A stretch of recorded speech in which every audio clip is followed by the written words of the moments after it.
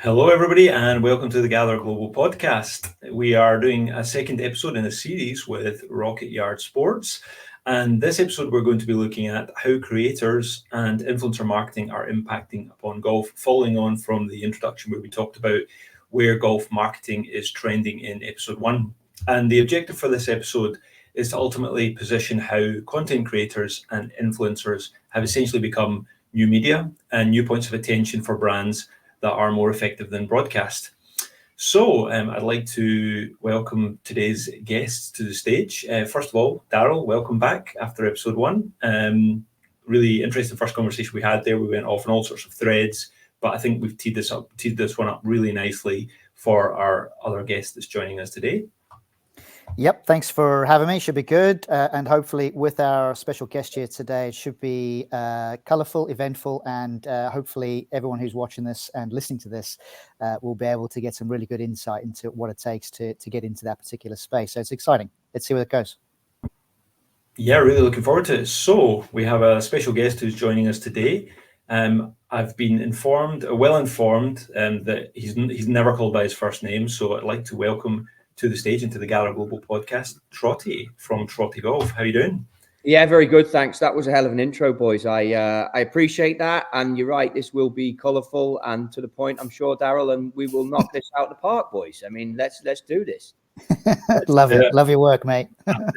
Fantastic. Well, Chris, this is the first time we met, so it's a pleasure. I imagine this is fairly underwhelming considering you've had some of the world's best golfers on your YouTube channel, and you're in sunny locations most of the time too. Sounds like your life is pretty fantastic. So here you are, trapped in a room talking to us about golf industry stuff. But this time we're going to make it hopefully something a little bit different for you, and that's where we really want to tap into your experience and insights from all of your past roles, really, but particularly also what you're doing right now, the kind of transition that you've made in your career recently, and what you think things are trending like going forward. And obviously, you and Daryl have known each other for a long time. We'll touch on that in a moment.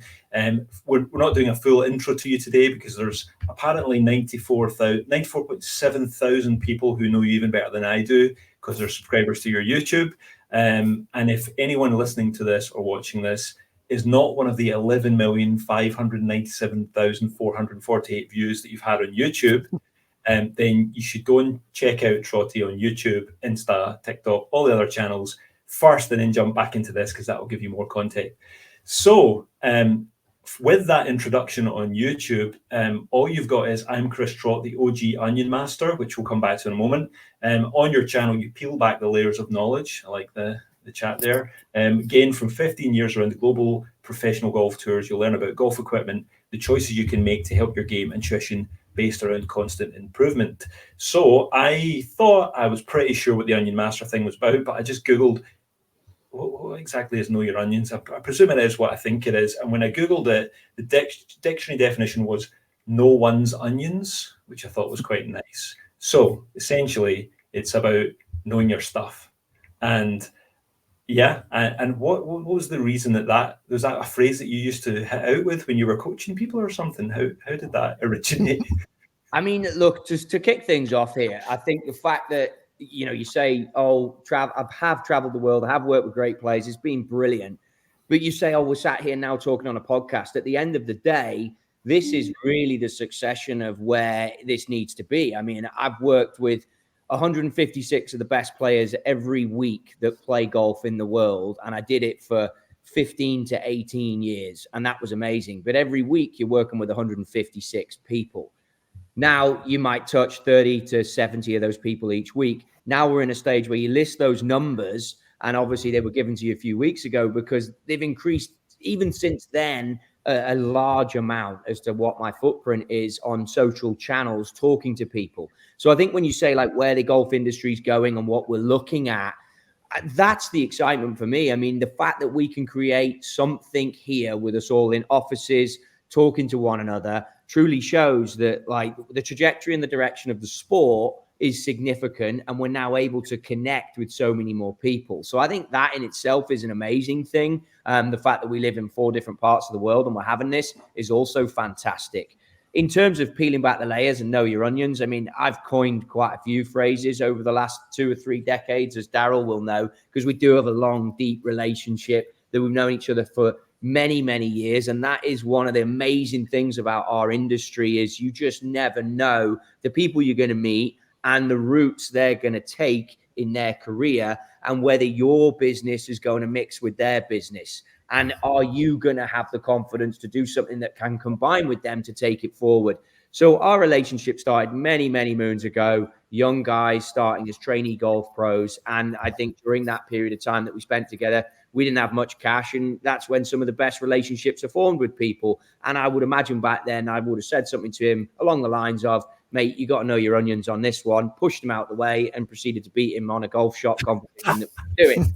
So I basically was catching some content for TaylorMade Golf, and I threw in it, well, you know, he knows his onions, about someone that was in the golf industry who was probably a little bit older than I was, and people behind the camera, which is the youth coming into the sport, the fact that they're filming with me, like the industry's changing. And I remember the producer on set saying, you have to do that again. And I'm like, why? And they're like, well, you can't say know your onions. And I was like, we do one take. I just said know your onions. I said, if you want to do it again, there's a tour player over there and you've got limited time with them. Therefore, you got limited time with me. I ain't doing it again. Figure it out. You know, I just liked it so much and thought it was so English and so different that I just basically made Little Onion mascot, created my followers. I call them the Onion Army. And, you know, it's just something that's going on and on and on. I mean, I like onions. I wouldn't say I'm as passionate about them as I make out. So it's more about the knowledge and like having the knowledge and peeling back the layers and revealing what is truly going on. If you truly love the game, then you do need to seek out an onion master in order to know what they're talking about, basically. Yeah, I mean, please tell me you've had some approaches from an onion brand or company to do some sort of collaboration, because if not, Daryl, that's got to be the next place you go, surely. Yeah, you know, I've done a couple of pieces of merchandise and stuff with the onion mascot, and I've created my own, but I have some cracking ideas. And I mean, that's the beauty of doing this whole thing. When you have ideas, you can run with them. And through social media, if you like that idea, you can instantly send it out. And within seconds, you can have 50 to 100,000 people telling you if it's going to hit or not. So, yeah, I've had some good products come out. I had one that I brought out that was an onion themed thing, and a limited edition. It sold out in 50 minutes. That was my most successful piece of merchandise. So people get it. People are onto it. And like with where golf is going and everyone showing their personality now through the game, I think it's cool. I think it's a very traditional sport, and us embracing, certainly someone like me who's right in the middle of their career, embracing the new qualities that are coming into the game while respecting what the game stands for is important to me, for sure. Yeah, I love that. Daryl, you sent this to me earlier today. Content creators and influencers have essentially become the new media, new points of attention for brands that are more effective than broadcast. Tell me your thoughts behind this. Yeah, I definitely think if you look at the space of how the content creator market is moving, one thing that you can definitely be confident in saying is that their audiences never really decline. Even with algorithm changes and shifts that happen within those mainstream platforms, their audiences keep increasing. They keep finding new ways in order to not necessarily reinvent themselves, but innovate what it is that they're doing and the message that it is that they're communicating. And I think that is quite an important vehicle in order to, and I'm touching on the last podcast we did together, Colin, it's all about the ability to tell a story. And you can pick up a golf specific magazine and you can read articles in there and you can see lots of adverts, but you're not necessarily going to be told a story. And I think the great ability that creators have is that ability to tell a story. But this is where I think that there's a defining movement that's now taking place, is because there is different types of creators in the space, and it's finding that brand congruency that's going to align with an audience group that's going to help you generate whether it's brand awareness, sales, leads, whatever the sort of core KPIs that business is trying to measure. I think that ability to tell a story with authenticity, with credibility, and with the right backdrop is where we're seeing a movement in a new media. So put it this way, you could spend £5,000 or whatever it might be, £2,500 in an A4 spread in a golf magazine to reach 50,000 people, or you could spend £2,500 on a paid advertising campaign and reach maybe 75,000 people, or you can work with storytellers, content creators, and reach several hundreds of thousands of people consistently over a period of a year. And that content stays within the digital landscape forever and can be recycled forever.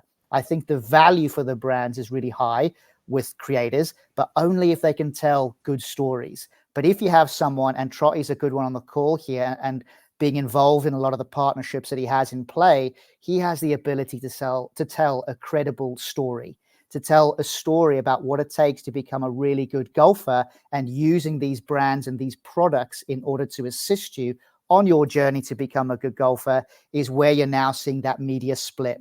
So you can have a golf magazine that tells a variety of things, or you can have experts in the industry that can double down. And as they say in America, the riches are in the niches. Obviously, niche is not really a word. It's niche in my language because obviously I speak English. But ultimately, that is the storyline being navigated by an industry expert, which gives credibility and authenticity to a brand. So that's where I'm really going to answer your question when I'm talking about new media and the ability to be able to craft a message in a way that's going to resonate with an audience group that will hopefully align with those brand values in accordance to that.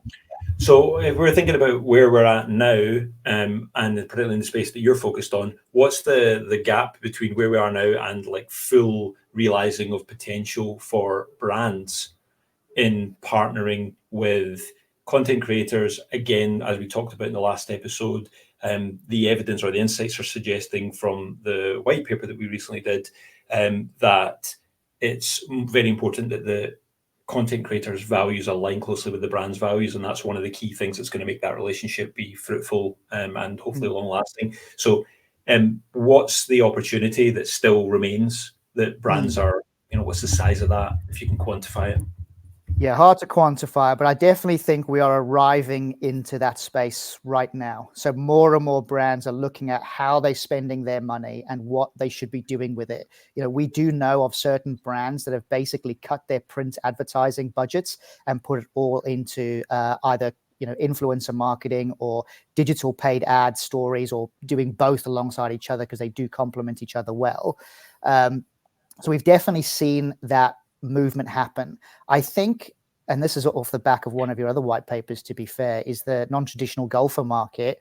If that's 80% of the actual golf market in terms of currency and value in the monetary term, I think that brands are going to have to look at the way that they tell stories to that audience group more than they do to the traditional golfer at times. So it's how you blend that and how you can expose your brand to the traditional space and the non-traditional space at the same time that'll create different threads of, I guess, lead generation is the best way to describe it, that brand awareness opportunity, which I think will lend itself nicely to companies then entering that space and actually profiting quite quickly. So we have arrived, is what I would say. But I would say that not enough brands have embraced it just yet because they're all learning the space. Some of the mainstream companies like, TaylorMades, the Callaways of the world, these guys are now embracing that, and it's a real vital part of what their strategy is, and it forms a key part in their wider communication plan. But there's a lot of brands that are learning that approach as we speak right now. So hopefully that answers that question. Yeah, absolutely. Thanks, Daryl. And Chris, would you say then, for your experience, particularly before we came in the call, we were just talking about, how this, you can maybe put a time frame on this for the viewers, when sort of life took quite a significant change or step in terms of what you're doing now compared with your previous role. You were saying, look, there's just been so much increase in the attention, people following, new opportunities. Would you say your learnings from that new period in your life kind of aligns with what Daryl's saying? And the second part to that is, do you think that golf brands, if we're thinking about golf industry, golf businesses still have a huge opportunity that is underutilized or underappreciated in working with people like yourself and a host of other content creators out there?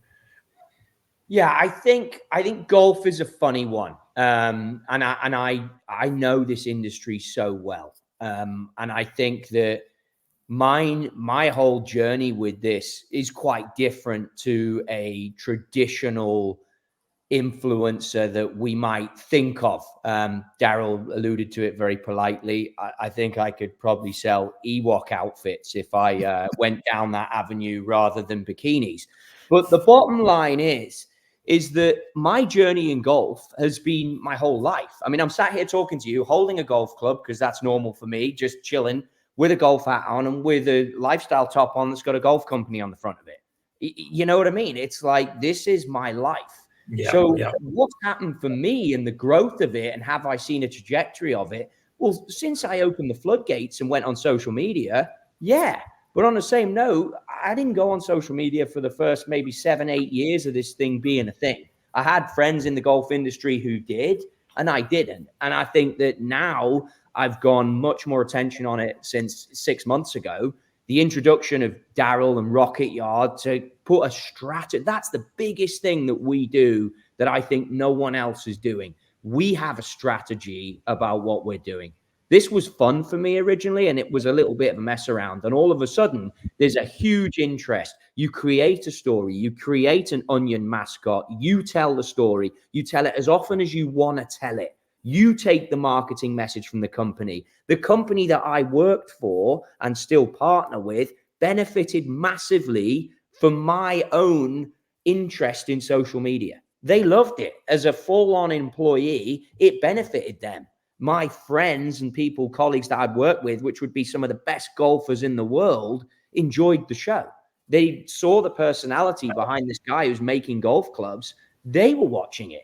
And of course, me living and breathing this and knowing that these people that are the pinnacle of golf are watching it, I knew that I was onto something. But I think that, you know, anyone going into this or wanting to do it, it's not something that you can just turn on. It needs to be a lifestyle, and it needs to be a view into your lifestyle. And then you do need someone who is strategic enough in a business behind it, specialized in that, to help you. And if you're authentic, which you guys touched on, and if you're talking about things that you feel very passionate about, you can have a lot of success in the way in which you do this. In terms of the companies in the golf space and looking at it, you got to remember they're turning to tour players. So in our industry, like the elite athletes, to create this content. Well, if I'm a touring professional and I'm playing for the sort of value of money that they're playing for, I don't know if I want to spend my time creating content or being part of content or even revealing the skill sets that I've learned through my life and giving them to competitors in a social environment. So that is where the opportunity came for someone definitely like me, who's got a history in the industry of working with these elite level athletes. It was a no-brainer to commit and go deeper into it. Now, more traditional golf influencers, in the sense, I don't know how that path goes. Daryl would probably talk a little differently about that. He's got some people in his stable of players and customers and clients who may be a little bit more traditional than I am. I know that Chris Ryan is a golf professional through and through, so he hasn't come at it from an athlete equipment angle. I think Chris's future is great in this. But if I'm an out-and-out influencer who's just, you know, doesn't have a base that's like Chris Ryan or myself to lean on, I don't know how that looks. I think companies are far more attracted to that in the golf space than they are to someone who doesn't have that validation. Yeah, authenticity, I think, is the key word that you're talking about there. And definitely, we're hearing you, or I'm seeing quite a lot anyway, people talking about CEOs, influential people working just in business sectors, encouraging them to also build their own personal brand as well. Obviously, Stephen Bartlett is kind of like a big proponent of this. He's maybe he's got his own company, various businesses now. He was doing things obviously as part of a collective of people who were working in Manchester. I think some point in the last 8 5 to 8 years. And now there's a number of them that have all just sparked off from that original company and are all doing their own interesting things. But there's a lot of talk there about build your own personal brand, even if you think you're part of a team, part of a company, because that can benefit the company in the long run as well. And essentially you're doing free marketing for the company too. So yeah, super interesting. Daryl and Chris, we were talking before about if we're thinking about these different types of influencers, I guess one question that's always on my mind is, if we're thinking not necessarily about the potential success of the influencer or content creator or the return on investment for a golf business and a partnership, but actually the broad picture of the golf industry and the game of golf, is all attention good attention? It's a question we've asked in a few previous podcasts. So there's a question there, more an observation, not necessarily something for us to discuss just now. But regardless of what the focus of the content creators' channels are, if it's bringing more eyeballs to golf, maybe there's not a bad thing in that. But the question and discuss the stuff that we're trying to discuss today is more around which are the brands that might align with the values or the types of content, etc. In there. So tell me a little bit then, aside from yourself, Trottie, and any work that you do, Daryl, with Trottie, who really moves the needle and what needle are they trying to move? That was a phrase you pinged me earlier on today. What's your thoughts on this? Daryl first, and then we'll hear your thoughts, Trottie. Well, I certainly think that if you're trying to move the needle, that authenticity, that credibility factor is absolutely, I think it's crucial, to be honest. And I just kind of want to touch on a little bit what you said a minute ago about, good attention, bad attention, what's good, what's bad. I'm a big believer that money follows attention. And we talk about that a lot internally. Money follows attention. But the thing is, you can never create enough attention, by the way. You can never create enough content. With all the brand clients that we work with, we're always consistently asking for more and more, photos, videos, whatever it might be, so that we can help develop that content in order to do what it is that we need to do with it to create ultimately attention, because money follows attention. But you can create negative attention, and that can be harmful, just like everything. We only have to look in the news as it is today across BBC and Sky Sports and everything else that I've read about, which is to do with the photoshopping of the photograph with Kate Middleton. That is creating a negative perception on that environment. I'm sure the royal family will figure out a way on how to spin that in a way that makes it neutralized, shall we say. But you can definitely create bad publicity.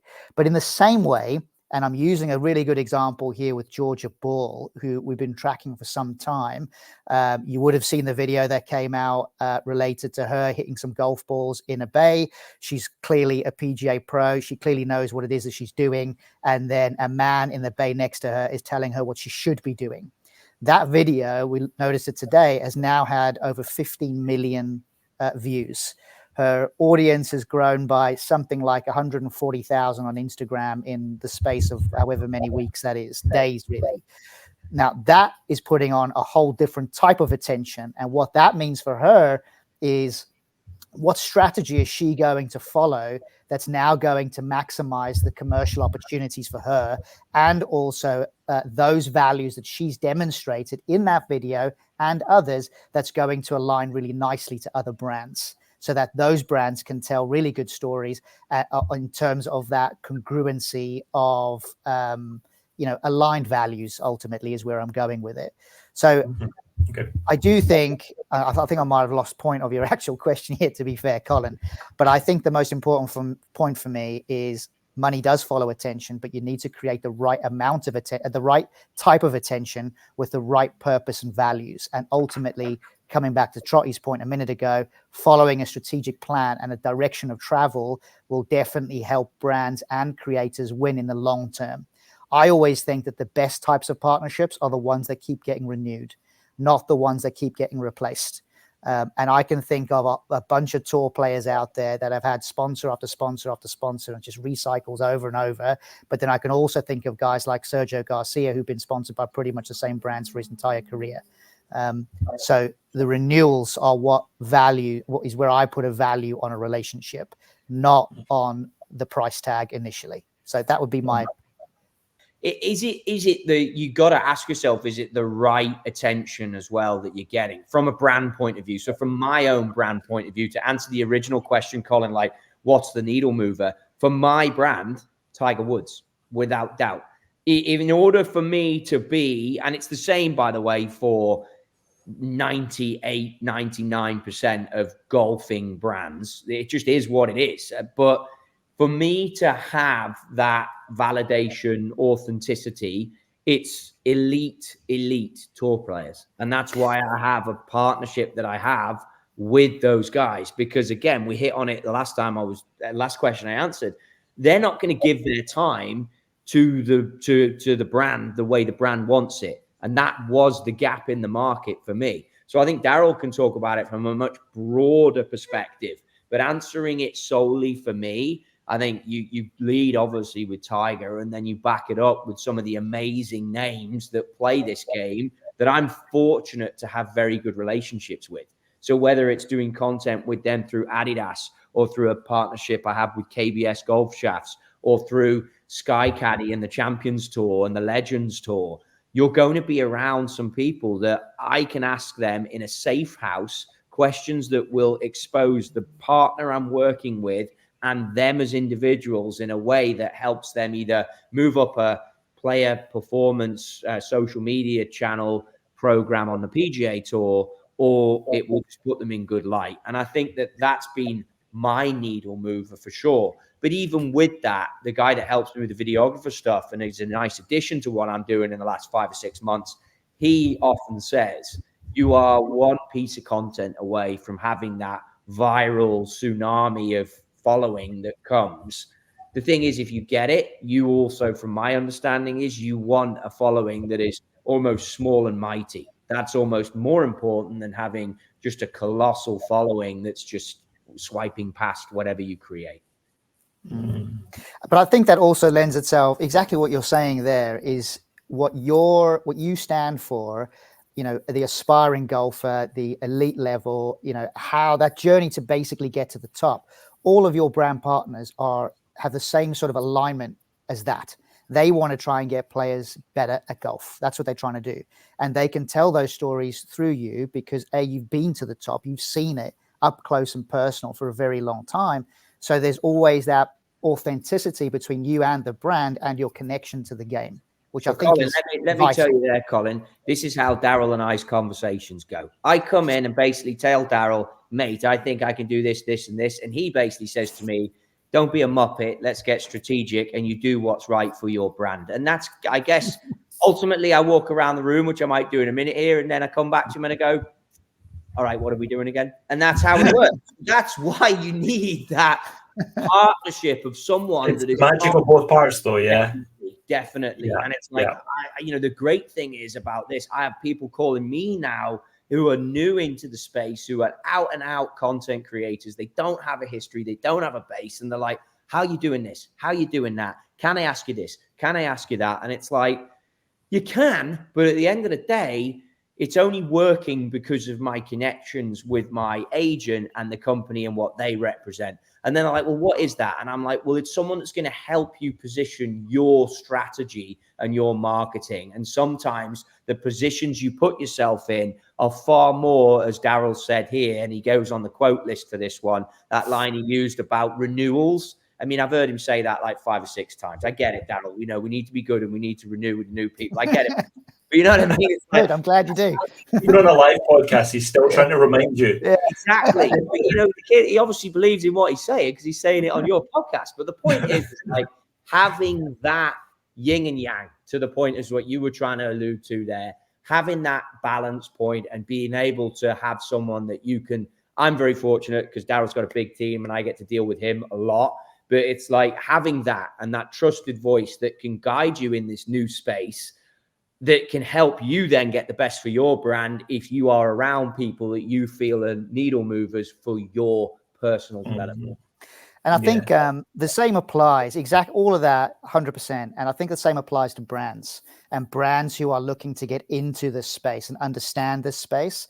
You know, they still need that guidance. They still need to learn what works and what doesn't work. Like for us, and I know we said it on the last podcast, we don't believe in discounts. Like discounts is something that is a far cry from my reality. And as I said in the last one, I've never, ever seen Apple do a discount.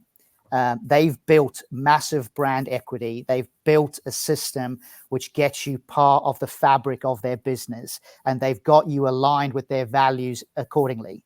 So when I look at this from a brand perspective, I think the same thing applies when they're creating content creator strategies. It shouldn't just be, hey, use my promo code and get a discount, because you're devaluing the talent. You're devaluing yourself as the brand, which I think is vital in this whole experience. But if you start to think about things like data capture, the use of landing pages, the use of experiences in alignment with the talent to draw audiences towards your brand, that's going to be far more effective in building brand equity. And that's what it's about. The bigger your brand gets, the more sales you make. If you're trying to make sales, sometimes it can be a race to the bottom to hit a number for the end of that quarter, whatever it might be. But building brand equity as a, and I'm not talking about that as a currency, as a number. I'm talking about what people think of you. That's the equity that matters. I want people to think about Rocket Yard Sports in a certain way, and I recognize some people will like it and some people will not like it. But the greater I can get a positive reaction in the marketplace, the more positively we'll be received, the more likely it is people are going to want to work with us, and the phone will go and it'll be a new brand saying, hey, look, we want to develop a content creator program, or we're building a website, or we're doing whatever we're doing. And we are there to help them because we believe in them. And we want that message to come across in the same way that people like Trottie, Chris Ryan, and others that we work with, they need to have that same sort of value when it comes to the partnerships that they have. It needs to align. It needs to be easy for them to communicate because they believe it themselves. And that is the most important part of any brand partnership, not the discount code, not the promo.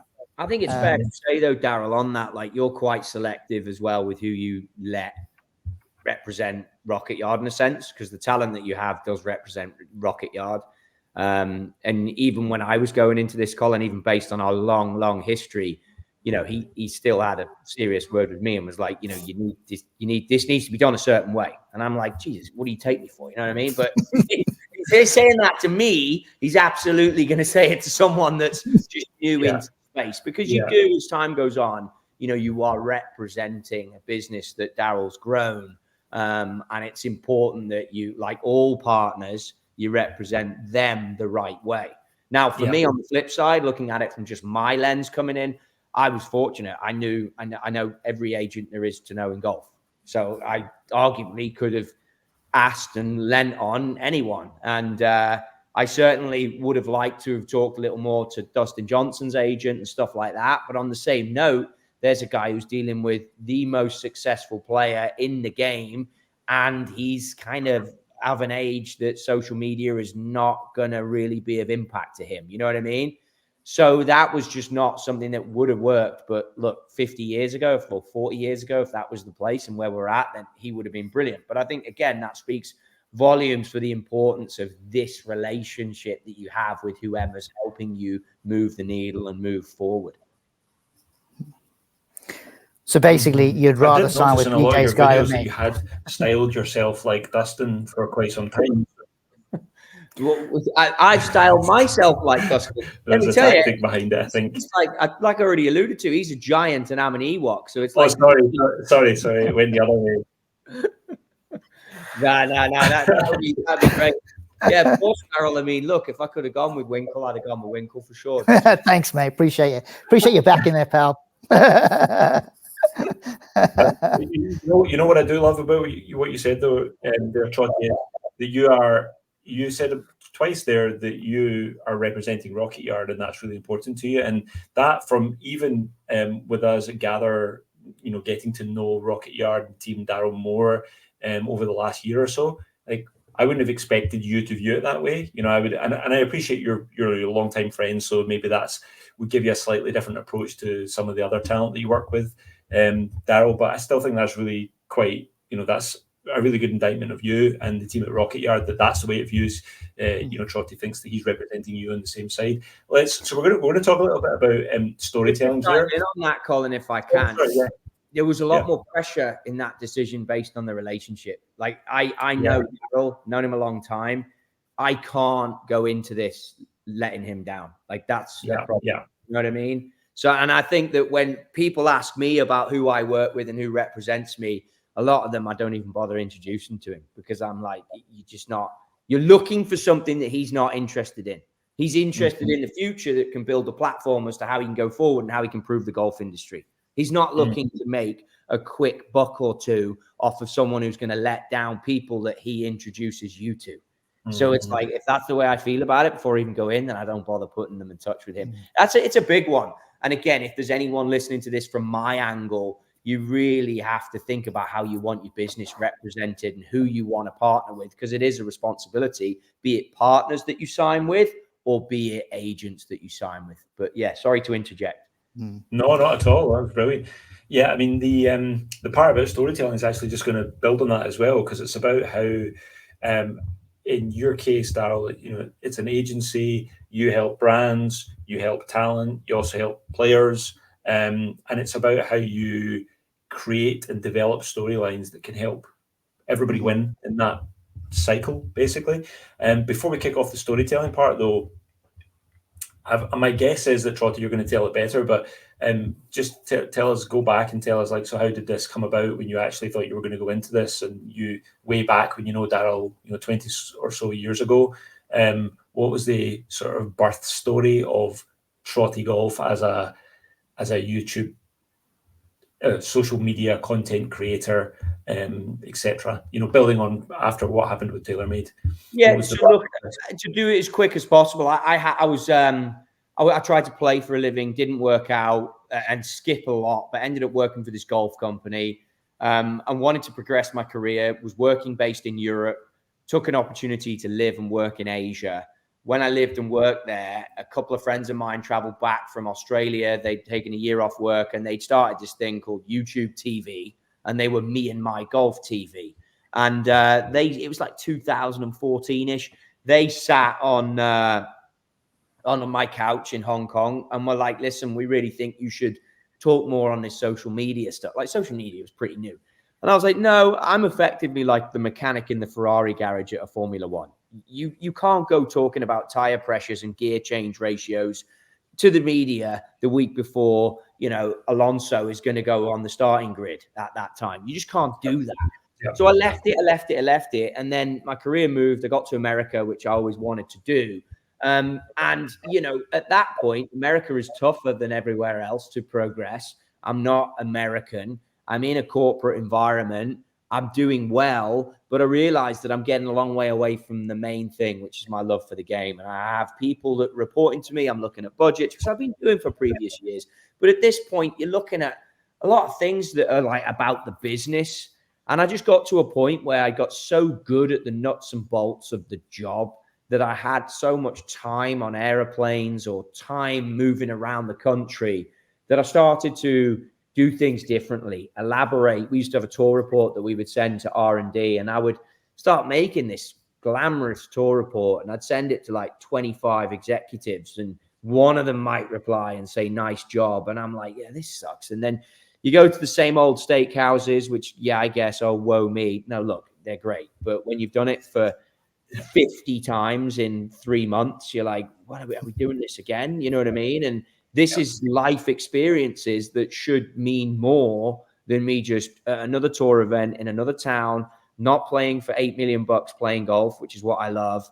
Working with the best players in the world, but I'm now at the point I can do it 10 toes up. You know what I mean? So it's like, this ain't working. So I then started to post more on social media. And like I said to you, it was born through having a bit more time because I was very efficient at what I did. And then I started spending a bit more time on it again. And then I started putting some of my own personality into it. And then the PGA Tour, which is the tour that runs like the main golf tour, that's up for debate right now. But they basically stepped in and said, hey, listen, you're getting a lot of media attention. We have huge corporate sponsors at all these events. You can't be taking eyeballs off the tournaments looking at your content. We also have a deal with TaylorMade. TaylorMade obviously loved what I was doing. You touched on it earlier, talking about employees being, pushed to start social media accounts. I had the best players in the world looking at my content, wanting to try products based off of fun content I was making about it. I had people asking me, over 100 DMs a day, what should I buy? How should I? And at that point, when these big media companies or big tournaments were coming in and saying, we might need you to cut this down, that is when I doubled down. Yeah, the penny kind of dropped, the opportunity there. Yeah. And then I got it to a point financially where I felt like I could quadruple down and make it work. And that's when I then brought in other people to help me with this, Daryl being one of them. But I mean, I took it a long, long way until I did that. It was really just something that I was doing because I enjoyed it. It's like everything in life. If you're going to be good at it, first off, you got to enjoy it. And if you enjoy doing it, you generally be good at it. Yeah, absolutely. Now, this might be this tricky one for you to answer. So Daryl, you can chip in as well if Trottie is too humble in this part. Give me an example. In a week, what percentage of your time, your headspace, is spent thinking about the story and the narrative and the objective for what you're trying to get out of the next pieces that you're creating?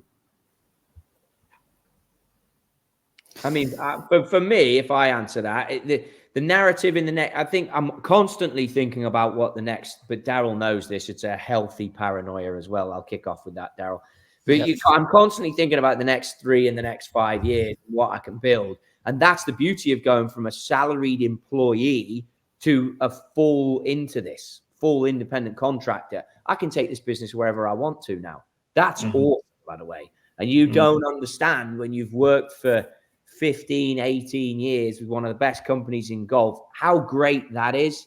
But then to unshackle yourself and be able to take it wherever you want within reason and respectful of your partners, that's also a very liberating thing. So, I would say I spent a lot of the first, I spent about a year and a half running up to this decision. This wasn't something that I spent every day thinking about that question every day. And then as things have got going, now I'm very focused on what the future is. And I have, as Daryl knows, some people I want to bring into this business that I've met along the way. And obviously I'd take Daryl's advice on that too. And that's how much I include Rocket Yard in what I'm doing. But I've met so many people in the golf industry, and there are people that I know can help me, and I can obviously help them. And I have strategic conversations with them as much as I can sort of come up for air with how busy I kind of am now with the day-to-day of Trottie Golf. Hopefully Daryl's answer to that, the strategy of Trottie Golf 100% of his time. No, it's not. You're not the only client I've got, Trottmeister. But with that in mind, we do look a lot at what the future looks like for guys like Trottie, and obviously exclusively Trottie specifically, as to where he's going to have legacy. How does this happen? How is he going to get to 75 years of age and have an income? How are we crafting this long-term play that needs to be more than creating content? Creating content's important, and it's important right now, and it'll be important for the future, but it's building that narrative that goes around that. Now, obviously, Trottie and I know we've got a plan that we're following. It's moving along steadily. There's a big play that goes around these things in order to make it successfully work. But that applies in the same way to him creating content on Thursday next week that he knows he's going to do, where he's including one of his partners in that thread of content. But what Trottie does better than most, in my experience from observing everything that he's done and the feedback that we receive from the brands that are working with him, is he's able to apply the use of those brands and the products that those brands make in a way that is relatable to the everyday golfer. So rather than stand on screen and say, hey, look, there's this product and this is what it does and this is how you should use it, and these are like, the pros and cons, he will say, hey, look, are you this type of golfer that's struggling with this? Because if you are, this is what you can do using this particular product, which validates the whole thing in order to tell the right story, in order to create the right depending what the purpose is, it could be a lead, could be brand awareness, could be whatever it might be. So it goes as granular as that, and applying that small moment over a period of a few days to what the big brand plan is for Trottie Golf, which is a thought process and a journey that has to last years and decades. Mm-hmm. Yeah. So tell us then, if we had your best experience and insights and sort of your fingers on the pulse with everything we're talking about now in terms of this particular space and this particular medium of marketing for brands. Where does this head in the next, say, 5 to 10 years, broadly the golf industry, not just with Trottie? One of the things you've mentioned to me, Daryl, recently is there seems to be a sort of rise in creators collaborating with each other. So, where is that coming from? Where do you predict is Rocket Yard, if we're going to see more of that going forward, and what's the kind of benefits of these sort of collaborations? Yeah, I definitely see a big rise in collaborations. That's going to continue, I would say, for some time. I think part of that has been developed because of the personalities that are coming into the game in that creator space. So historically, if you rewind the clock back to when Me and My Golf came on the scene, Rick Shields was on the rise. At that time, there was a lot of golf course reviews, product reviews. You could do that in one player mode. It was just you on screen talking about that, and off you would go.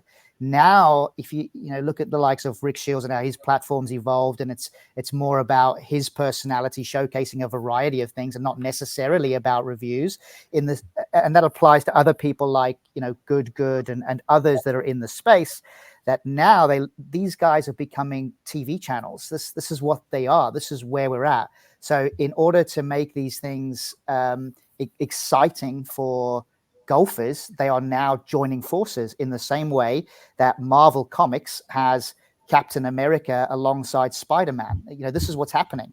And creating these or mixing these fan bases is creating much bigger channels for everybody across the board, because they're cross-pollinating each other, which means greater rev shares. It means greater eyeballs. It means greater opportunities with brands. And it also leads to other opportunities, which might be legacy plays, which might eventually for these people sit outside of the world of creating content. Whether that goes into equi-share agreements where talent starts getting equity in businesses, which is what we see. I saw today, for example, or was it yesterday, Jason Day and the footwear partner that he's just got equity in. These things are on the rise. This is where that movement is moving towards.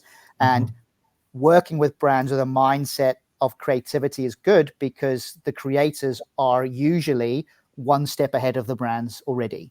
They already know that they need to collaborate. They already know that they can tell better stories together rather than in isolation. Don't get me wrong, the isolation is still very integral and important, but the movement is 100% heading in that direction. Yeah. And Which Marvel tested that.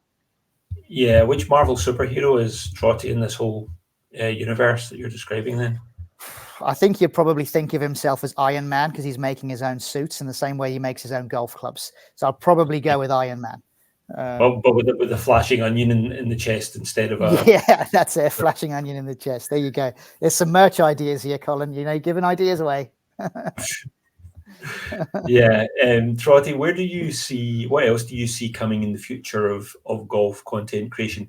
Obviously, one thing that I'll mention there, the potential of sort of expansions into non-content creation areas. But in the actual content creation area, it's, for someone like me, who literally is doing podcast conversations with interesting people that I just find, curious to ask questions about. I look at channels like yours and some of the other golf content creators, and you kind of wonder, so like, how do you always keep coming up with fresh ideas? You're already, as you say, you're thinking about way down the line on this. So without spilling too many of the secrets that you've got kind of cooking away in the background, like, what general areas do you think we're going to see this expanding into in the future? So more and more kids are coming into the game, right? And then with that, you have modern day 18 holes of golf. That ain't going to cut it for content. It keeps people in, but that keeps golfers in. So what you're going to have is you're going to have tournaments played with collaboration, and this has already happened in a sense. And then they're going to be short form, so 12 holes. They're going to be courses that don't require everyone's hitting a shot into a green. So there's a shot to a target. So short courses, short number of holes. Then it's going to be massive interaction with the camera. And as things develop and this young audience coming through, there will be a facility to, I hope and expect, and I'm not saying this is something that I love, but I think this is where it'll go, but gambling or betting between individuals on the cameras as to how a shot might finish in relation to a hole, what an AI might project for that outcome. From there, you can bring in fans that are in the location to see it, have them maybe hit shots, help develop their audience and following as well, so they get that. But it's just a lot of entertainment so that we're not watching golf tournaments that are, and it's nice to watch the best of the best play, but the Ryder Cup is probably the only one, and that back nine, and then Augusta, because it's so traditional, which is the Masters, on that back nine. So you've got however many tournaments going on a year, and then you've got a Ryder Cup once every two that is, you can't take your eyes off it, and you've got one tournament every year that you watch because it's amazing. And the rest of them, you find reasons not to. So there's going to be a way that all these creators are brought together for a quicker form of viewing that could be live or it could be recorded, but far more engaging content, and a way for the person watching it to engage with that content. So much like you go live now and you can ask questions, I think that there'll be ways for people to interact with whomever is on the screen. It's almost like you know what we're going to be talking about in episode 3. That was a very good answer you gave there as we come to towards the end of our conversation here. Yes, that's setting us up perfectly, because we are wanting to talk, Daryl, about obviously there's huge amount of attention, although I think quite a lot of people are becoming a bit tired of it, on the men's professional tours over the past few years, but also a lot of reports, insights and data around the opportunities for women's sports broadly, of which in particular the LPGA Tour is massive in comparison to other women's sports leagues around the world. It's one of the biggest in terms of, Lexi, I think, came up in a report last year. She had, I think, the most brand partnerships, or second most brand partnerships of any individual female athlete. So there's huge amount of opportunities for the tours on the men's side once they get themselves sorted out as to how the future lies, and for them to think about what do we do with exactly what Trottie's doing, what you just described there, the future, or some of the challenges, Trottie, but also where the future could lie in terms of what do tours do. We've seen a little bit of it in the last, I suppose, maybe 5 years, when you see some more interesting characters on the range at World Tour events doing something a bit more funny, a bit more interesting, bringing a bit more life and a bit more storytelling to the individual players that are playing on tour. I've not seen as much of that at tour events on PGA Tour, but obviously there's offshoot channels and there's some of the content creators that have had PGA Tour players and LPGA Tour players on their channels as well, and sort of bringing those personalities to life. And then on top of that, of course, we've had the Full Swing series that's come out recently. So Daryl, Chris, to try and sort of like wrap this up with a nice bow before we go on and talk about that in the next episode, Trottie, what's your final thoughts on everything in terms of the content creator space in golf, the current underutilized opportunity that might exist for brands to tap into partnerships with people like yourself, and relationships with brands like Rocket Yard? How big do you think that gap is, and how do you think that we close that gap down, if you were to sort of summarize it in a bit of recommendations in a few sentences?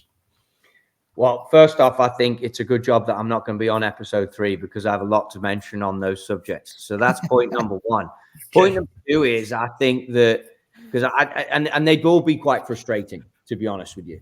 And point number two on that is that I think that, and I'm not sure I fully got the question and how you're putting it, but the way that things are going to go and the way that these tours and the way that influencers are going to change things, if that's the term we use, is that the growth of this is going to get to such a point that it's going to be like a dam that's bursting.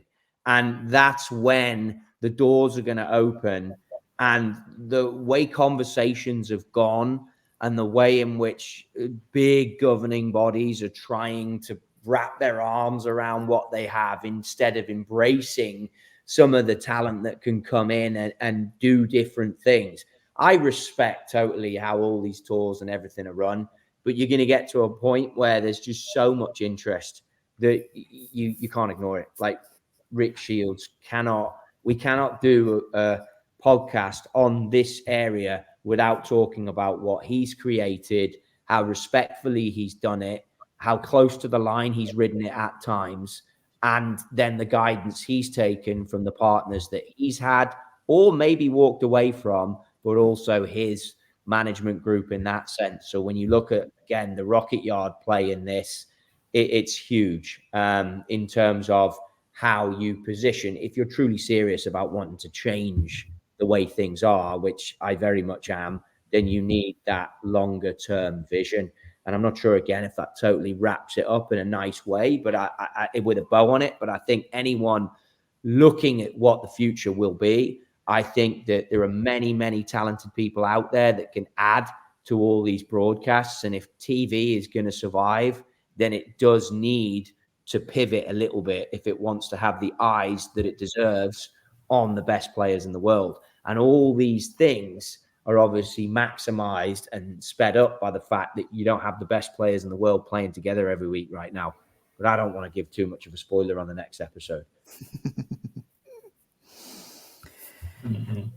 I think for me, as a wrap-up element for that, I think the best way I can describe this to you is really related to Mark Bloomfield, to be fair. I think he does something which I really like, and I think it has a lot of sway, is when he sits down with people, he gets you to write the expiry date of your company down on a yogurt pot. And he's basically trying to tell you, if you don't innovate, you don't change, you don't keep up with the trends, you don't move in a direction of travel that's anything other than forward, you will expire. Your company will expire at some point. Your brand will expire. Everything will have a shelf life. If you look at some of the most successful companies in the world today, like Microsoft, they have innovated over a period of time in order to stay relevant. Google's the same. Apple's the same. It's constant innovation. It's constantly moving forward. And I think that brands who are doing the same thing that they've always done, because they've always worked in the golf industry in the same particular way, will always get what they've always got, and that will ultimately end up going backwards. You have to embrace the change. You have to embrace the movement that new media is bringing, i.e. the content creator space, and find ways to engage with it that makes your business successful and makes your business move forward. So for me, the takeaway for this podcast would be constantly innovate, constantly improve, constantly question yourself. Don't be afraid to pivot. Don't be afraid to make a decision today, admit that you were wrong 2 days later. Just so long as you're taking one step in front of the other. And it's taken me a long time to get to this point, and we talk about it in the company as well. We embrace mistakes. If we're not making a mistake every week, we're not pushing hard enough. We have to make mistakes. We have to learn. We have to know where the line is. We have to figure out how far we can bend something in order to see where breaking point is, because that's the only way innovation ever happens. And that would be my closing point to anybody that might be listening that's thinking about getting into this particular space. Love it. Yeah, and I think there's great messaging in there for the Gather Collective member companies, and in all of the subscribers, all the businesses that we know follow, and we're really appreciative. They follow Gather, they open our emails, they open our insights, they read our white papers, they listen to the podcasts, and they're constantly commenting and sort of encouraging further conversations about collaborations, insights, sharing new ideas, innovating. Hence why we have things like this, just to prompt people in the background But the collective member companies, it's a great message for them to also think about the opportunity they might have in working with some of the talent that the likes of Rocket Yard represent and partner with.